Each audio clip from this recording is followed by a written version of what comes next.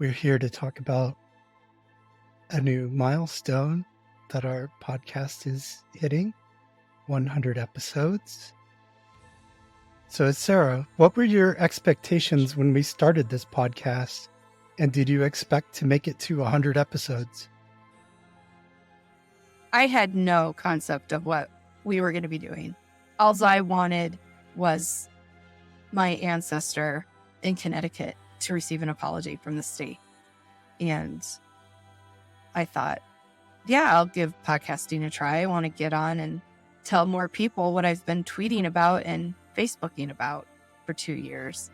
And I remember when we made the Kickstarter and the script for that, it said that we were going to go on for a long time. And I thought, is that possible?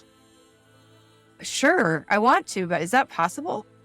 So I had no concept. I just really didn't. It's been a lot of new experiences that I love. Yeah, a lot of new experiences. And we did start out doing this about the Connecticut exoneration effort, but we had no thoughts about stopping the podcast when the exoneration passed. That was in May 2023. And here we are, August 2024, and still going strong. Welcome to episode 100 of Witch Hunt, the podcast of historical witch trials and modern witchcraft accusations. I'm Josh Hutchinson. And I'm Sarah Jack. Today, we look back at what we've learned in nearly 2 years of podcasting about witch hunts and harmful practices related to accusations of witchcraft and ritual attacks. We began this podcast to spread awareness of early modern witch trials. We wanted people to be aware of what happened in the past and why it happened, so that similar actions would not be taken in the future. However, we soon learned that we don't just have to be worried about theoretical events in the future. We have to be aware of a real global crisis of witch hunting in the present. In the West, we like to think witch hunts are in the past, but we are wrong.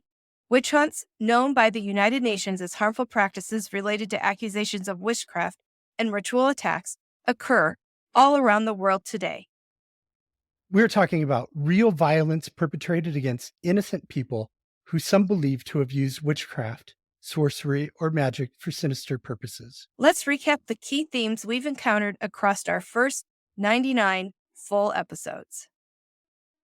The podcast has featured interviews with various experts providing multifaceted views on witch trials from historical, legal, social, and cultural perspectives.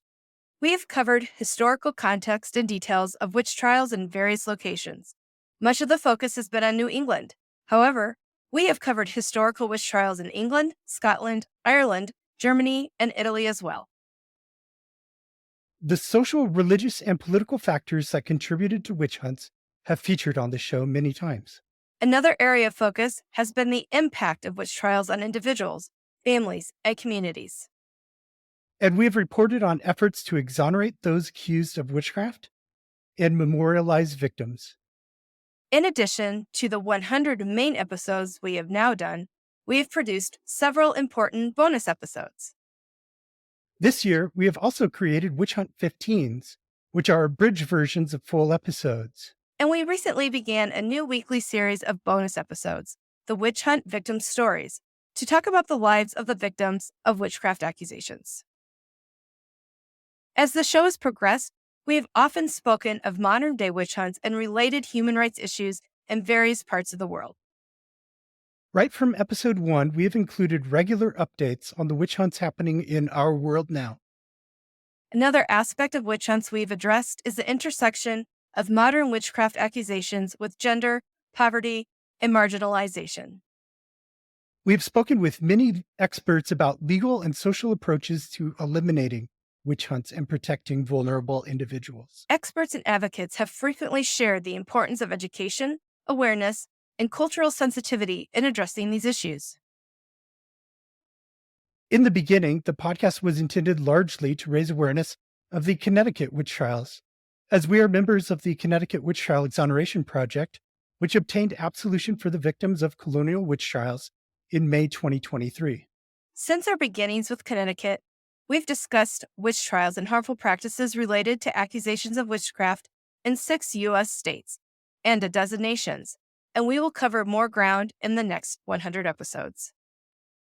The age of European witch trials is considered to have run from about 1400 to 1775 and resulted in the executions of 40 to 50,000 individuals in Europe and its colonies.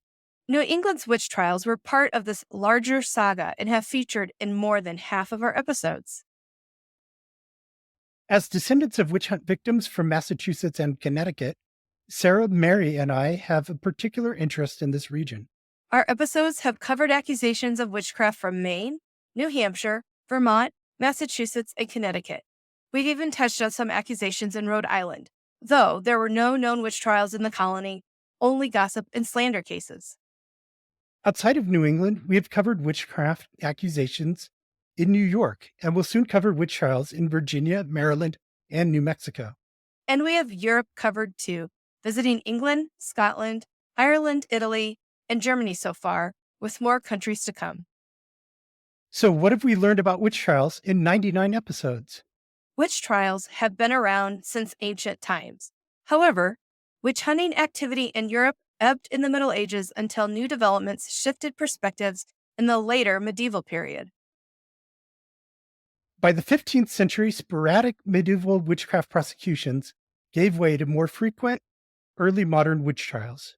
This shift owes itself to a number of factors, including growing pains of transitioning from feudal states to modern nations, increased religious tensions, the culture shock of the Renaissance and modernization, and the advent of the printing press, which allowed demonologies and witch trial accounts to rapidly reach ever-growing audiences of readers.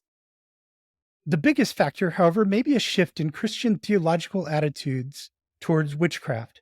As we first learned in episode 3, belief in a satanic pact with witches replaced a belief that witches used their own powers with the belief that the devil gave witches their powers.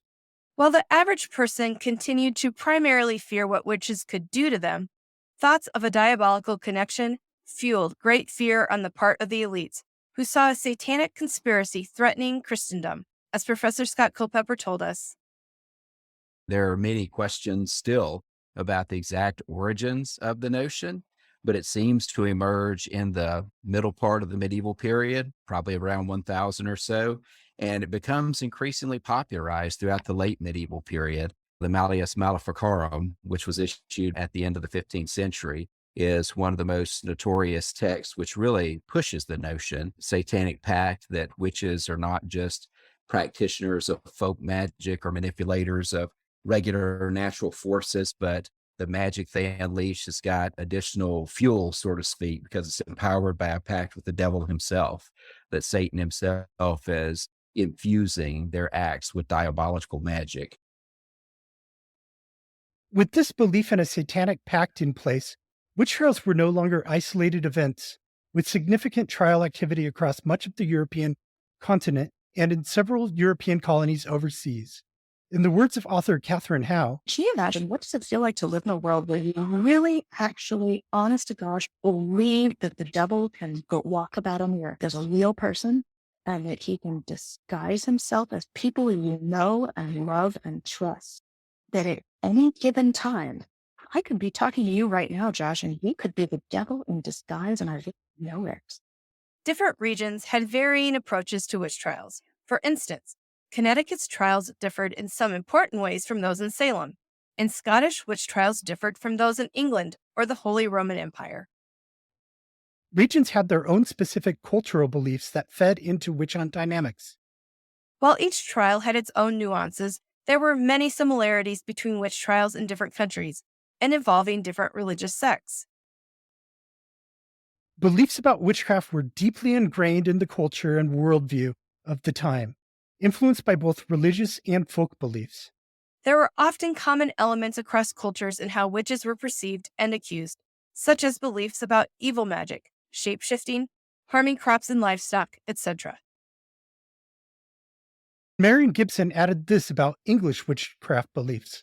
I think it's probably fair enough to say that everybody that we know about seems to have believed in witchcraft. They're thought to have these animal familiars in the form of things like cats or toads.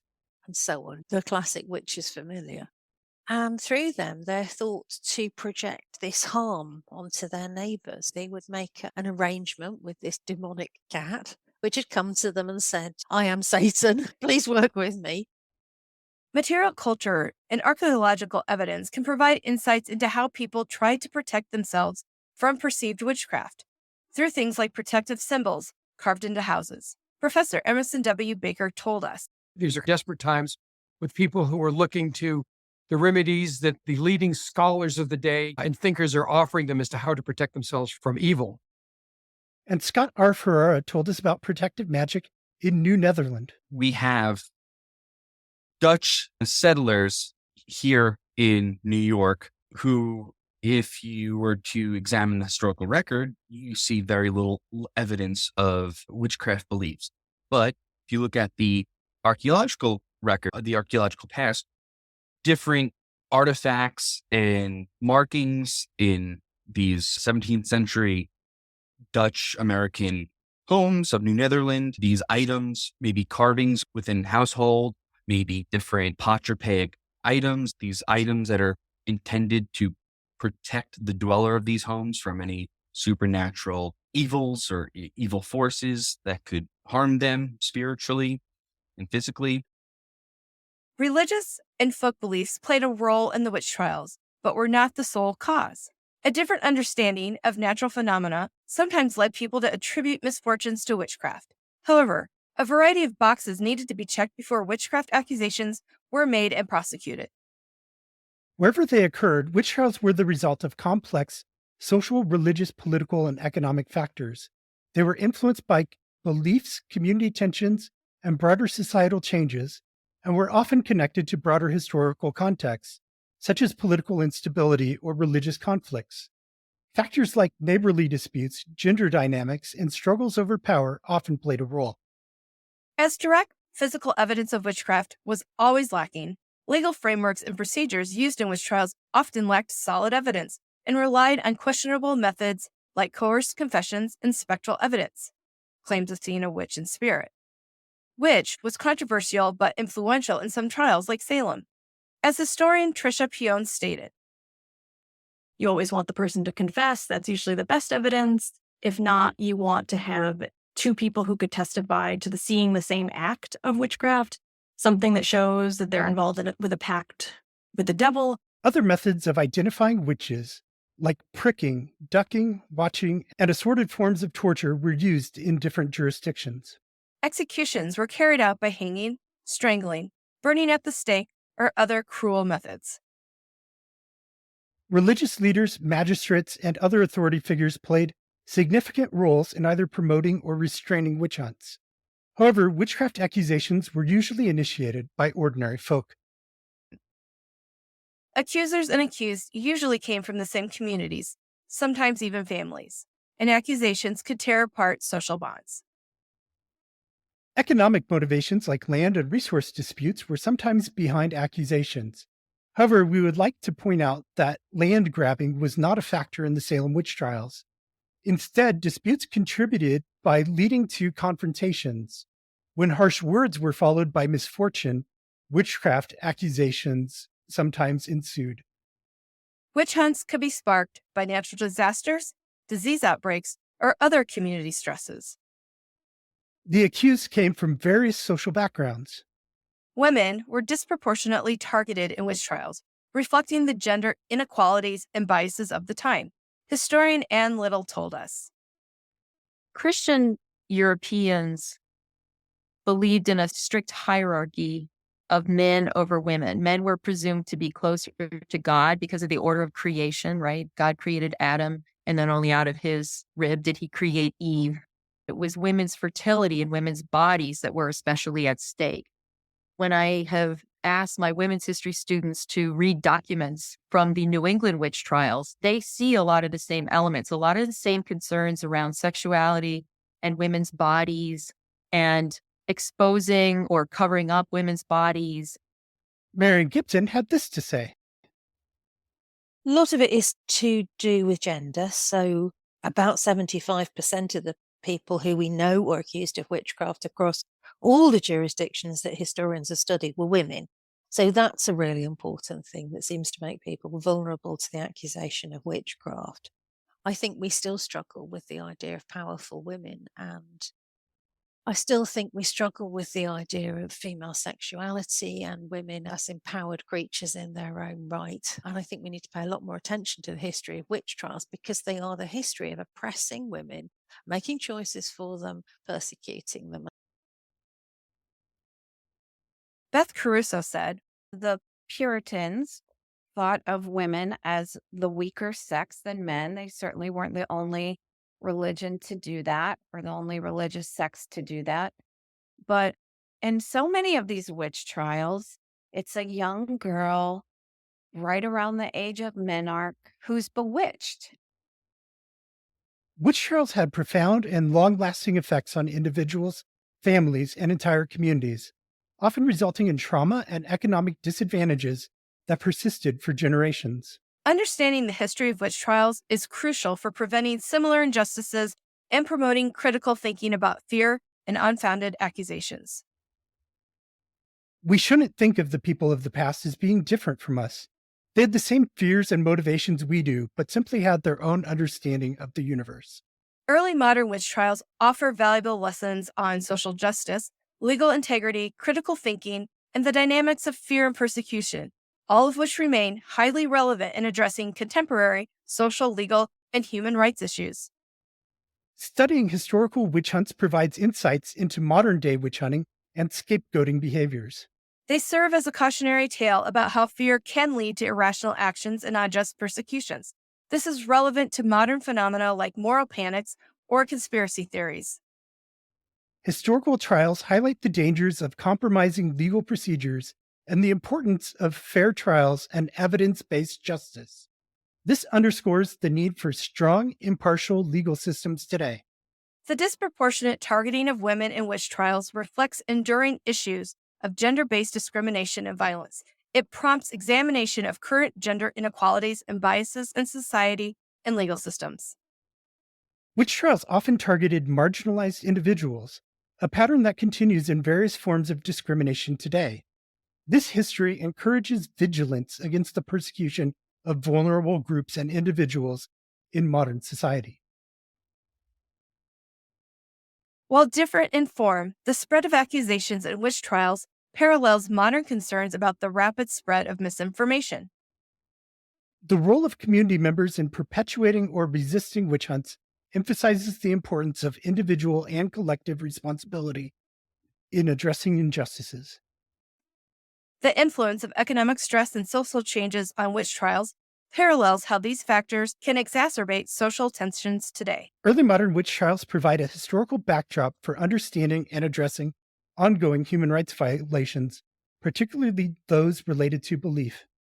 These are ongoing efforts to exonerate those accused of witchcraft, memorialize the victims, and educate the public about these events, highlighting the enduring impact of these historical events, even centuries later. Exoneration provides a form of justice for those wrongly accused and executed. It officially recognizes their innocence and the injustice they suffered. Remembrance efforts raise public awareness about witch trials, their causes, and consequences, serving an important educational purpose. Author Beth Caruso has said, It would be wonderful to have a memorial for them because they were not placed in proper graves. They were probably unceremoniously thrown into a ditch after their hanging. And so descendants really have nowhere to go. But it's beyond just the familial connection. A monument is a reminder of a dark chapter in history. These efforts highlight how past injustices can inform our understanding of present-day issues related to persecution and scapegoating. Official exonerations require governments to formally acknowledge historical wrongs, which can set precedents for addressing other historical injustices. Exonerations and memorials symbolize a society's commitment to justice and willingness to confront its past mistakes. For many individuals involved in exoneration and memorialization efforts, the work holds deep personal significance, often connected to their own family histories. Exoneration and remembrance efforts can draw attention to ongoing witch hunts and persecutions in other parts of the world, fostering global awareness and activism. Witch hunts have occurred throughout history and continue to be a problem today in many parts of the world. While most people associate witch hunts with events like the Salem trials, accusations of witchcraft and related violence are still prevalent in places including Africa, India, and Papua New Guinea. Early modern witch trials have much in common with modern witchcraft accusations. We discussed modern witch hunts, also known as harmful practices related to accusations of witchcraft and ritual attacks, at length in last week's episode on World Day Against Witch Hunts. If you haven't played it yet, I encourage you to do so after you finish this episode. Today, we will briefly summarize modern witch hunts and then spend the balance of the episode discussing potential solutions. To set the stage, Ikpanwosa Ero has said,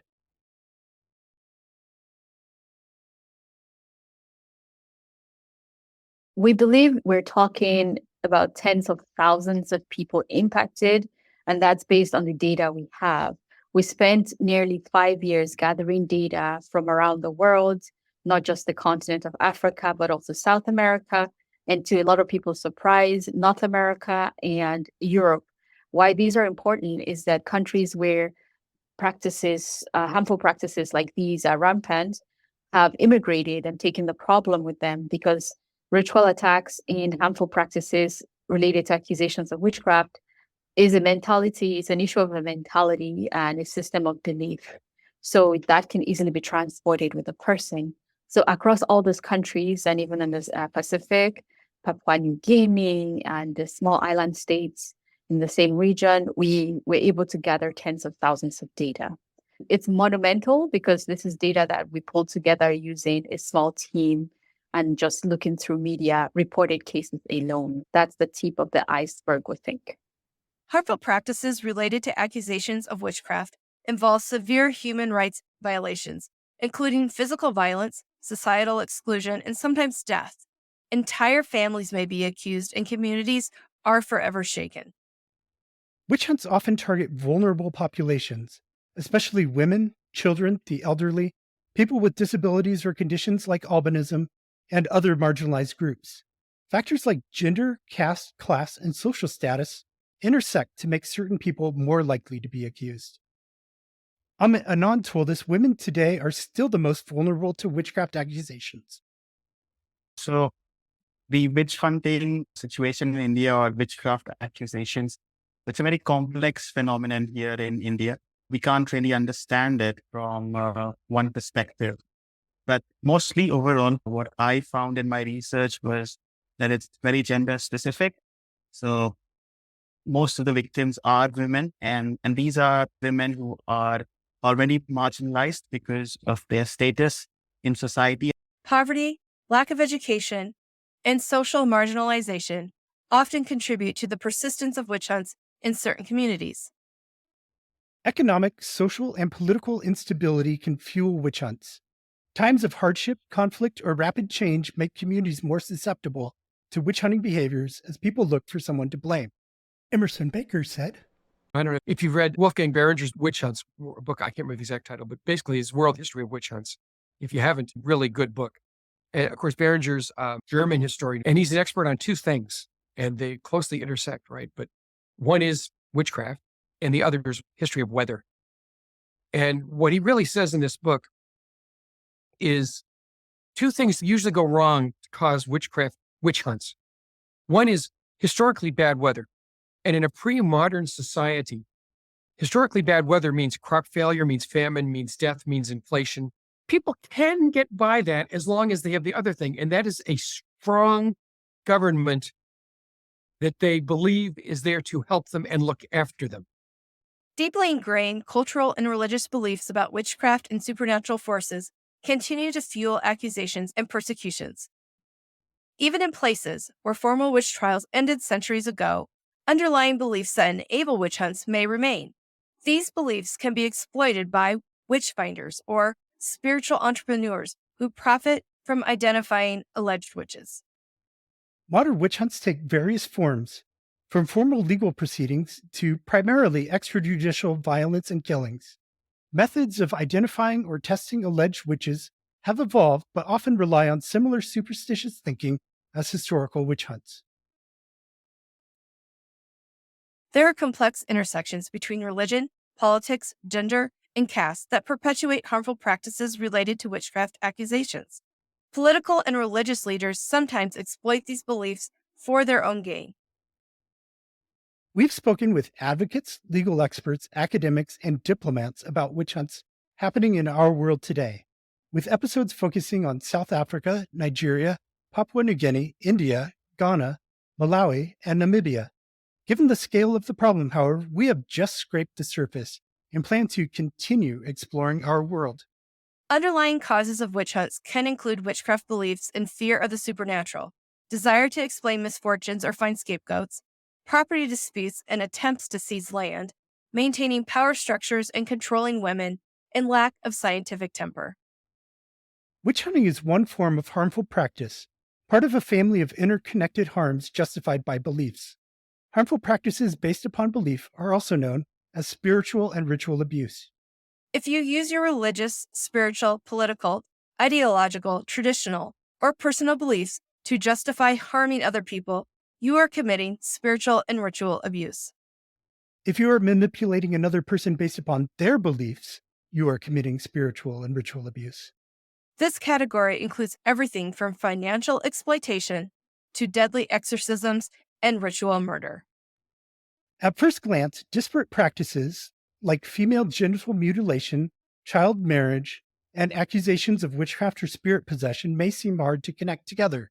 However, they all share a root cause, beliefs that are used to justify the inhuman treatment of others.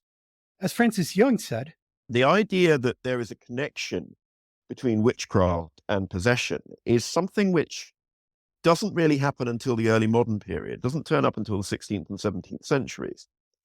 And I think there's one major reason why the idea of witchcraft becomes popular as an explanatory tool for explaining why people are experiencing what they think are the symptoms of demonic possession. Because the traditional view was that the devil has power over people through their sin, and therefore, if somebody commits a sin, the likelihood is that they might be possessed by the devil or vexed by the devil in some way. But cases occurred in the early modern period when apparently innocent people were experiencing these symptoms. And so witchcraft effectively serves an explanatory role to account for innocent people experiencing demonic possession and vexation. So in other words, a human agent gets involved and projects demonic power, sends the devil, if you like, to go and annoy somebody, or indeed, in some cases, possess that person.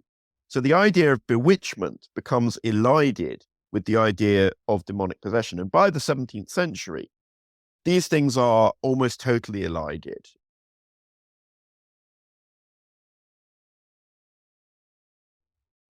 Now we have some good news. Advocates around the world are working toward the effective end of witch hunting. Advocates are working to prevent harmful practices here and now. Leo Igwe believes people are ready for change in the near future. Of course, they will always tell me, but it takes time. I say, how long does it take? Sarah and Josh, look, how long did it take Africans to adopt SIM cards, all these cell phones, laptops? Now, stop killing your parents and relatives in the name of witchcraft. They say, but it takes time. I say, how long did it take you to adopt the cell phone? How long did it take you to adopt the cars? And how long did it take you to start having virtual conferences, virtual internet websites, and things like that? Advocates are making the world aware of the crisis and promoting active interventions. Some countries have passed laws criminalizing witchcraft accusations or have such laws remaining on the books from colonial times. For example, Ghana recently passed a bill, though not yet signed into law, criminalizing witchcraft accusations.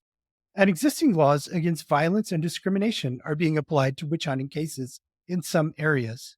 The United Nations has recognized harmful practices related to witchcraft accusations as a human rights issue, and the Pan-African Parliament has developed guidelines to address these practices. In addition, Papua New Guinea is implementing a sorcery national action plan to provide holistic solutions. Organizations like the Advocacy for Alleged Witches, founded by Dr. Leo Igwe, work to support victims and raise awareness, while organizations like the International Network Against Accusations of Witchcraft and Associated Harmful Practices were formed to connect global efforts. In December 2022, Josh and I co-founded a nonprofit organization with Mary Bingham, Beth Crusoe, and Jen Stevenson. Our organization, End Witch Hunts, is dedicated to raising awareness of modern witch hunts and advocating for their elimination. In many locations, efforts are underway to promote critical thinking and challenge superstitious beliefs, and community engagement is being used to raise awareness about the harm caused by witch hunting. Scholars like Boris Gershman have conducted research to understand the prevalence and nature of witchcraft beliefs, and efforts to document witchcraft accusation cases and gather data on the scope of the problem are also underway. Some organizations provide shelter, legal aid, and rehabilitation services for those accused of witchcraft, and efforts are being made to reintegrate accused individuals back into their communities. Advocates are working with influential community figures, including political and religious leaders, to change attitudes and practices. Advocates are using the media to raise awareness and challenge harmful beliefs. Some countries and international bodies are putting diplomatic pressure on governments to address this issue. Governments and NGOs are implementing community-based conflict resolution mechanisms to address underlying causes of accusations. Some programs aim to address poverty and inequality, which are often underlying factors in witch hunts. The UN has recognized harmful practices related to accusations of witchcraft in several ways. On July 12, 2021, the United Nations Human Rights Council adopted Resolution 47.8 on the elimination of harmful practices related to accusations of witchcraft and ritual attacks. As the UN itself says, in its Resolution 47.8, the Human Rights Council expressed concern that harmful practices related to accusations of witchcraft and ritual attacks had resulted in various forms of violence, including killings, mutilation, burning, coercion and trafficking of persons, torture, and other cruel, inhuman, or degrading treatment and stigmatization, particularly for persons in vulnerable situations, including women, children, persons with disabilities, older persons, and persons with albinism, and that these forms of violence were often committed with impunity. This resolution urged UN member states to condemn harmful practices, take all measures necessary to ensure the elimination of harmful practices amounting to human rights violations, prevent witch hunts, and prosecute perpetrators. And in 2021, the Pan-African Parliament released guidelines to member states on implementing national action plans for eliminating harmful practices and other human rights violations. On February 1st, 2023, the UN's Office of the High Commissioner of Human Rights released the Study on the Situation of the Violations and Abuses of Human Rights Rooted in Harmful Practices Related to Accusations of Witchcraft and Ritual Attacks, as well as Stigmatization. This report detailed the many ways in which harmful practices related to accusations of witchcraft violate human rights. Ikpanwosa Arrow, former UN mandate holder, had this to say about the UN resolution and the PAP guidelines.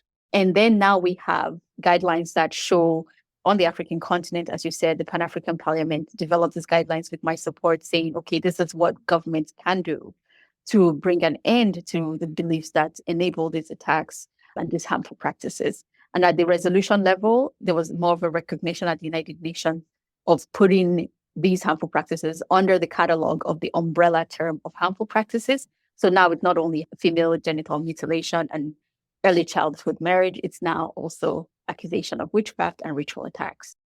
And Arrow added this about adopting a human rights framework to address the problem. The significance of using a human rights framework is that human rights, first of all, centers on the human, right? That's why they're called human rights.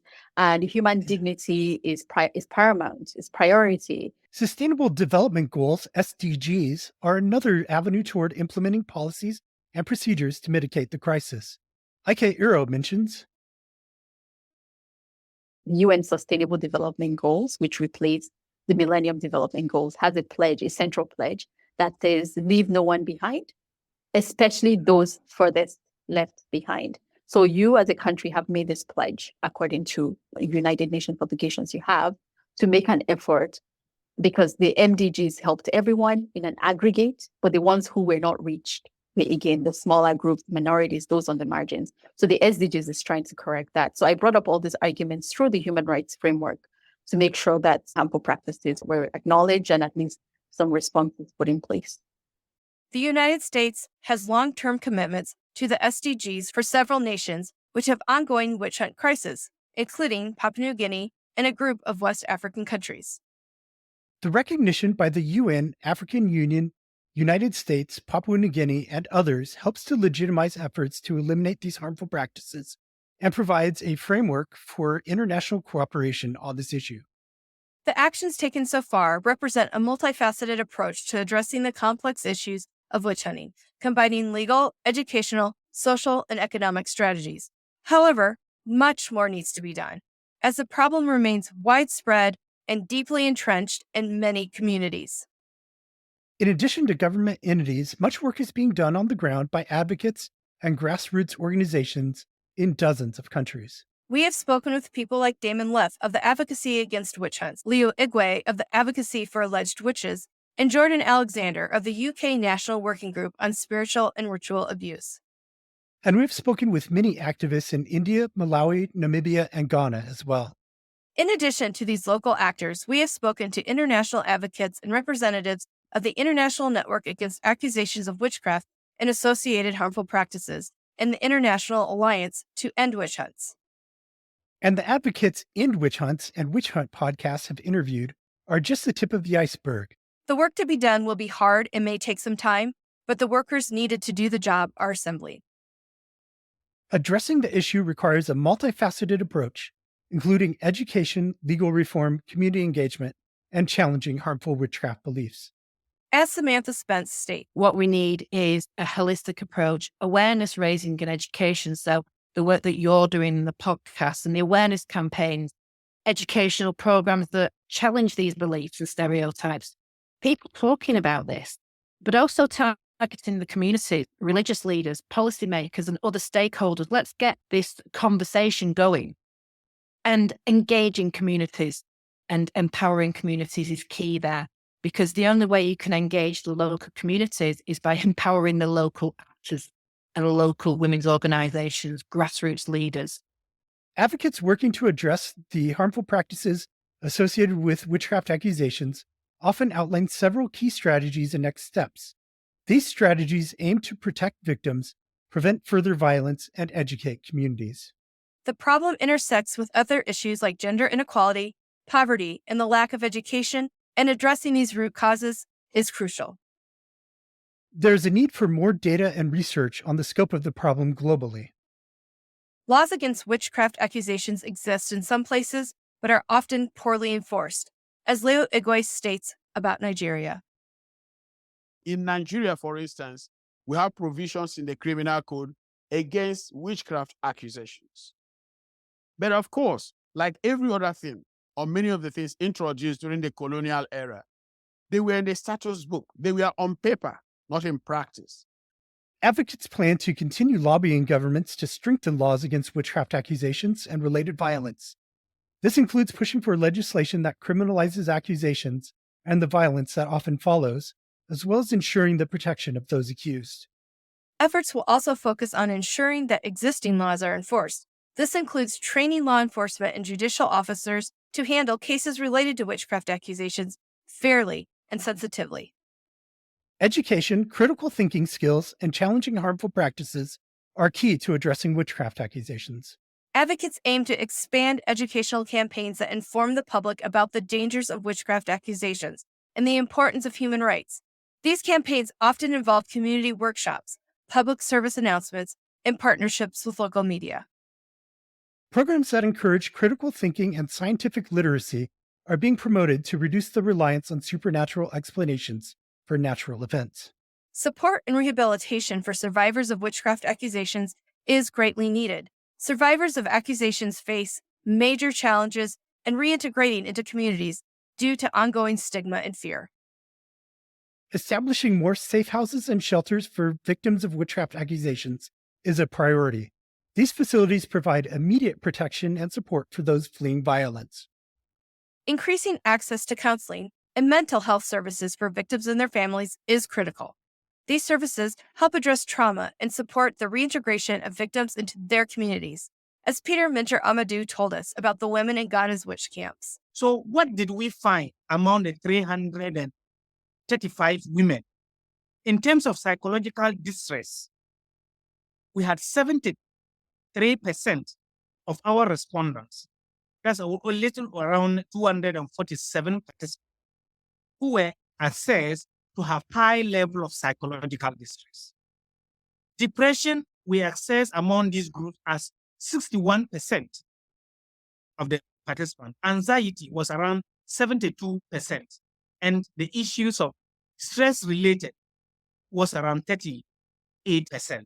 So this was what we found at the alleged witch camps, where we were supported by the Commission on Human Rights and Administrative Justice to do an assessment and provide intervention.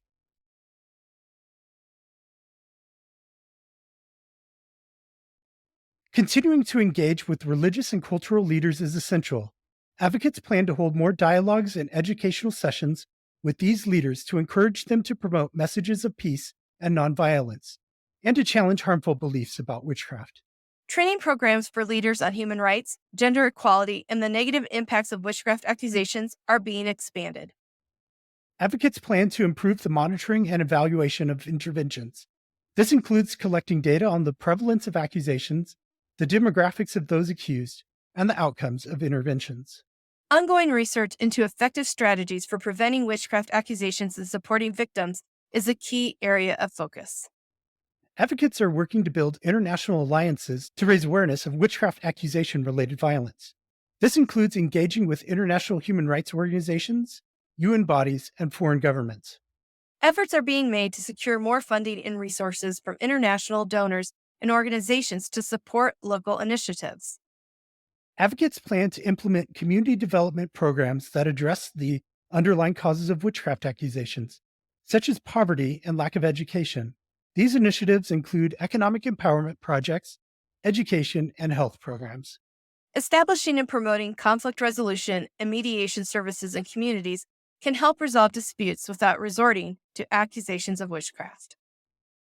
Advocates aim to highlight success stories where interventions have successfully prevented violence or helped victims recover. Sharing these stories can help change community attitudes and demonstrate the effectiveness of human rights-based approaches. By taking these steps, advocates hope to create safer environments, reduce the prevalence of witchcraft accusations, and ensure justice and support for those affected. These efforts require a multifaceted approach involving legal, social, educational, and cultural strategies and the engagement of a wide range of stakeholders. As long as harmful practices related to accusations of witchcraft continue, Witch Hunt podcasts will continue to feature both historical witch trials and modern witch hunts. We look forward to exploring more of the world and investigating witch hunts from new angles. Mary Bingham will be back with a new Minute with Mary next week.